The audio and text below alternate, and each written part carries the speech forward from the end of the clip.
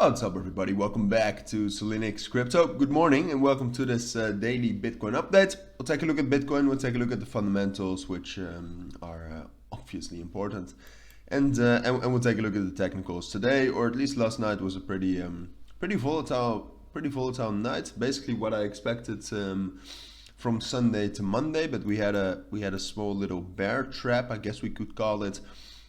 Followed by a nice bullish move, which has now brought us back to our main resistance level around 16,850. So we'll talk about whether we can actually break that, whether I expect that, and just in general what you can expect.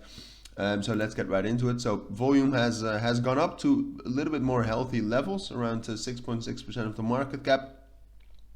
Well over 21 billion. That's just good, all right? If you compare that to the last 3 months, perhaps it's still a little bit low. Like compared to before everything that happened with FTX, but it's definitely not too low. And apart from that, the dollar strength index is still in this downtrend we've been in for quite some time now. So that's bullish for Bitcoin as well. Here you can see it's a pretty nice channel actually down, and at some point obviously this will stop, but not yet.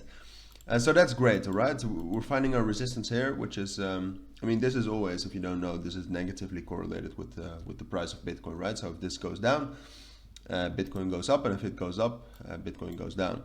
So that is what we had at quite a big bullish move today. As I said, that's probably due to institutions and market makers opening their positions.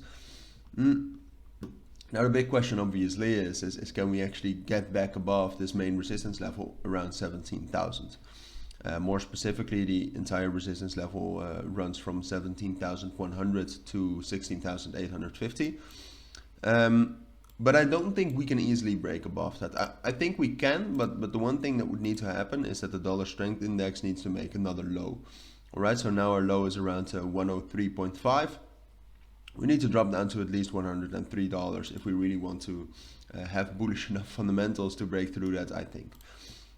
It's right now, I mean, the market right now is far from bullish, and we don't really have any bullish catalysts that I would think we could do that on our own. So I do think we can actually, with the momentum we have, I do think we can get up towards 17,100.